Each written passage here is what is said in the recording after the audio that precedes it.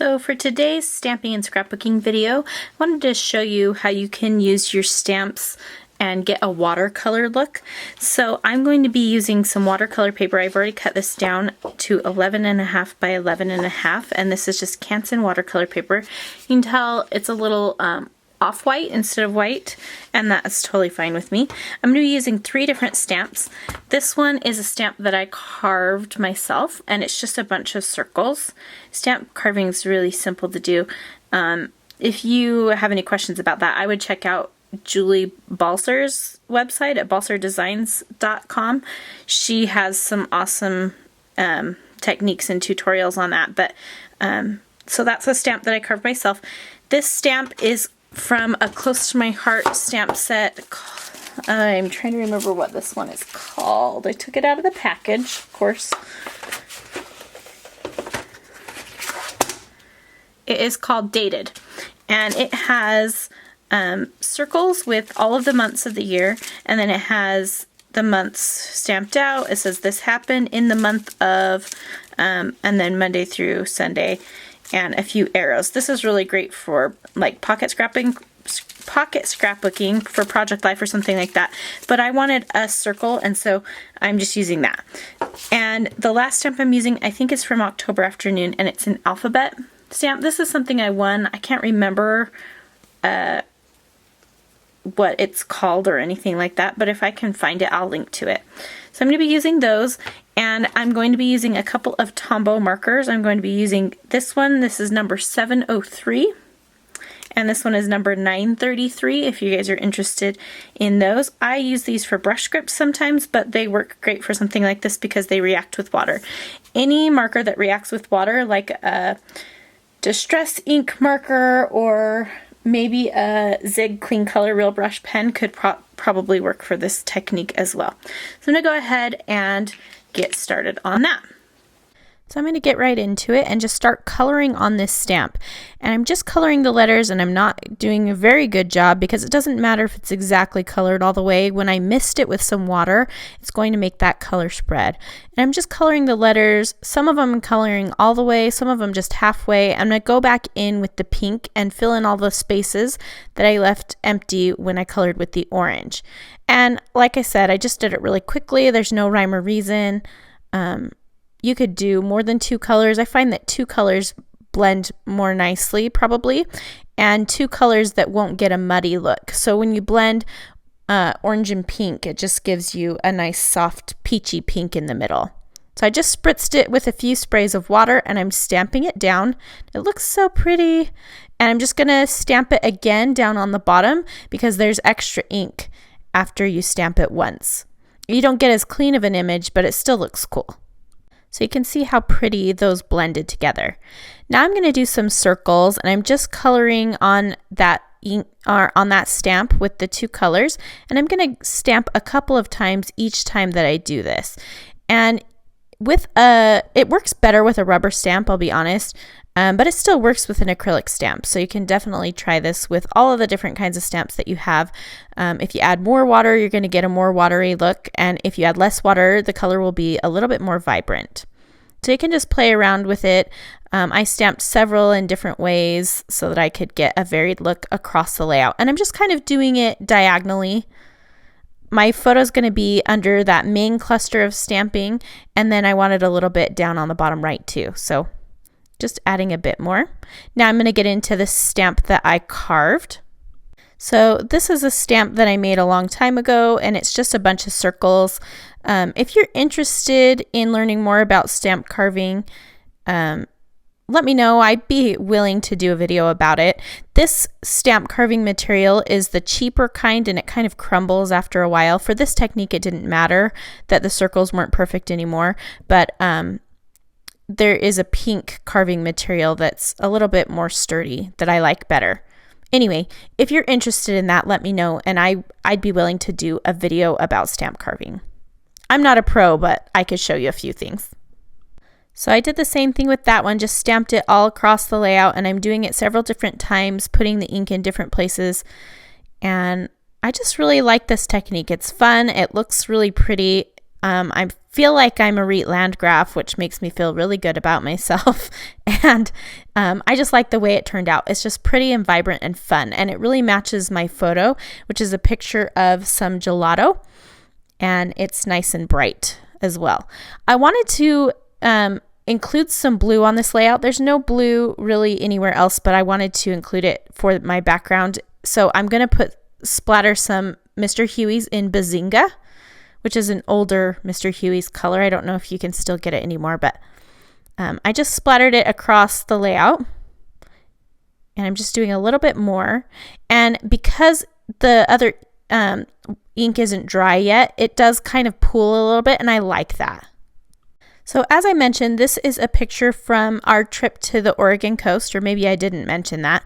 I'm also including a piece of ephemera. This is a coupon for this place called Sea Star Gelato, and it was so delicious, and we used that coupon every day that we could.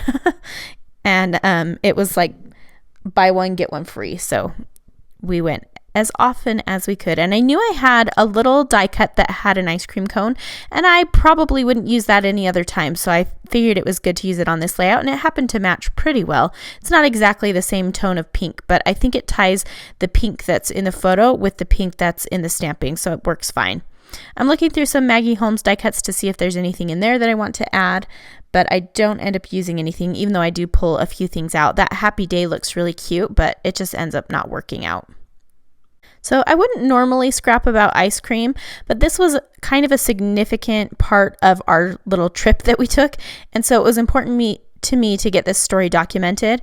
And if you're wondering what stories to document from your vacations, I have a class called Photo Triage Vacation Photos that you can find at classes.craftyjenschow.com that will show you how to sort through your photos and decide which ones to scrapbook and which stories are important to you. So be sure to check that out if that's something that interests you.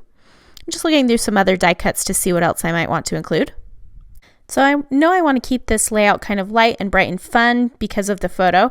And so I'm mostly pulling out pieces from my die cuts that are pink, and I'm going to look for some orange. I don't have many orange things, so that's going to be a little bit of a struggle. You'll see here in a minute.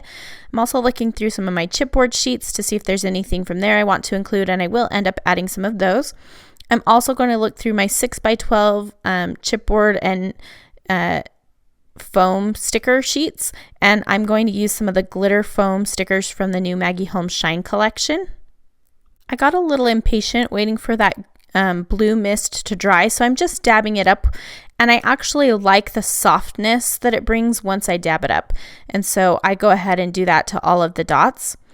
And then I'm going to look for some papers to back my photo with. So I've pulled a few papers that I think might work. I considered mounting my paper, or my layout onto that wood grain paper, but it was just too dark. I really wanted to keep this light.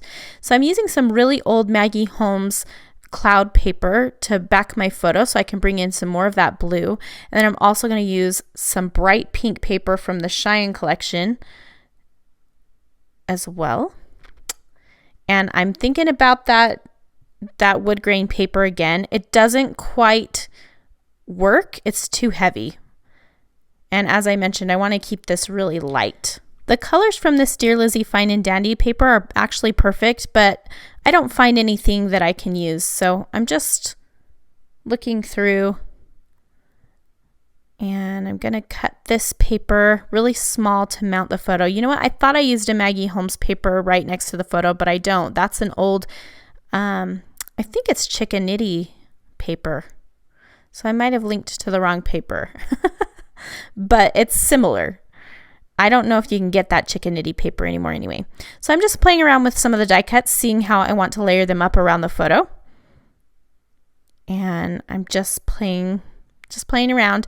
Now I'm going to think about what I want my title to be, and I'm looking at those glitter foam thickers. And sorry, everything seems a little off camera. So I'm going to use the Sweet Life for my title, which comes from these Maggie Holmes thicker foam stickers. And you'll see that I'm going to switch the word sweet out for the word sweet from another Maggie Holmes thickers set, which is from the Confetti collection, her last collection. And I just like the way it emphasizes the word sweet. I knew these Dear Lizzie thickers had like some yummy and different phrases like that, which I thought I might use, but I ended up using the circle that says yes instead. So here's where that sweet comes into play from the other chipboard sheet, and it's not the right color. The black is too heavy, so I'm going to end up painting it. So I'm painting it with some white now, and I'll do a few coats of, it's just white acrylic paint. And I've zoomed in a bit so you can see it closer. So I'm just going to do a few coats, and then I'm going to mix some of the white acrylic paint with a little bit of mist, and I think I use Audrey Mr. Huey's for that. And it gives a bit of a bright blue, but I didn't want to go back and fix it. I was just done with it. You know how you reach that point sometimes. So I'm going to use that, and then I will find this little banner that's going to go across the bottom, and that's from the Maggie Holmes Confetti chipboard sheet. And I like the way that the first half of the banner goes underneath my photo, and then the second half lets me have kind of a little shelf for some of my embellishment, my title, and my journaling to rest on top of. So I'm just going to play around with some of those embellishments. Those little glitter hearts, the pink ones are from some super old Dear Lizzie toothpicks. You can see them sitting there on the right. And then the gold ones are from the same thicker sheet that I found the Sweet Life on, the new Maggie Holmes Shine collection. So I'm just going to look now for some orange die cuts. I mentioned that this would be a bit of a struggle. I found some Halloween stuff that it's from Bella Boulevard, I think from last year, maybe the year before. And I found this cute little notebook die cut, but it has a pumpkin on it. And so I'm just going to cover that portion up. And I end up using a crepe paper little stitched banner, and it's from the 14 collection, which is an old Valentine's collection, and it just says sweet as can be, which was perfect for this, I thought. So now I've got a cluster going on to the right of the photo, and I felt like that yes was a little too big for that space. I just didn't like the way it was looking, and so I will end up moving it. And that'll happen here in just a second. There we go, where I kind of decided it was a little bit too big. I will end up moving it just to the left of the title. And I'm trying to decide if I want to move that ice cream cone somewhere else. I don't want it right next to the gelato. It's too obvious. So I'm going to move it overlapping the journaling spot that I have there. I'm going to go ahead and stick down my title. And I'm making it so that the T touches the journaling spot and the little coupon and the photo, and that kind of brings it all together. I was too impatient to let that dry all the way, so I do get a bit of blue paint on the photo and on that coupon, but I kind of don't care. I'm just done. I just don't want to fix it, so I don't worry about it. It's not too noticeable. I'm just getting the rest of that title stuck down, and then I'm going to adjust that little banner so that it fits nicely under the photo and the journaling, and so that the ice cream cone can hang down to the right of it. And then I'm going to move that circle down to the left of the title. And I'm going to create a little bit of a cluster with some more of the glitter hearts next to that. So now I'm going to find some enamel dots in my stash, and I will find a little bit of orange there to add. And I'm just using some old October Afternoon sticker or enamel dots for that, as well as some blue ones that are from Hobby Lobby. I think they're Paper Studio brand. And I'm creating 3 embellishment clusters down by the ice cream cone, up with the hearts at the top right, and then down with the hearts at the bottom left of the photo. And I like the way that ends up looking. I will end up adding a little bit of Heidi Swapp Gold Color Shine to those clusters as well. But before I do, I'm going to get my journaling down, and I'm going to use my black Muji pen. And that is my favorite pen. I always link to it, so if you ever wonder, you can find it in the description below the video, or you can find it over on my blog at CraftyJenSchow.com. And I'm just writing on that journaling spot. It does have orange lines, so that brings in a little bit more orange as well. And I'm just writing about how often we use that coupon, and we loved that gelato. It was so sweet and refreshing. The fruit flavors were so yummy. Loved it. And I'm going to use my Chamel roller date stamp to just stamp the month and year. I'm not going to worry about the exact day because we went several times on our vacation, and this will be in my vacation album, so it'll be surrounded by other layouts from this trip. And that is going to complete this layout after I add my gold color shine. I hope that you've enjoyed watching, and if you have any questions, just leave me a comment below or head over to my blog at craftyjenschow.com where you'll find much more information. Thanks so much for watching. We'll see you soon.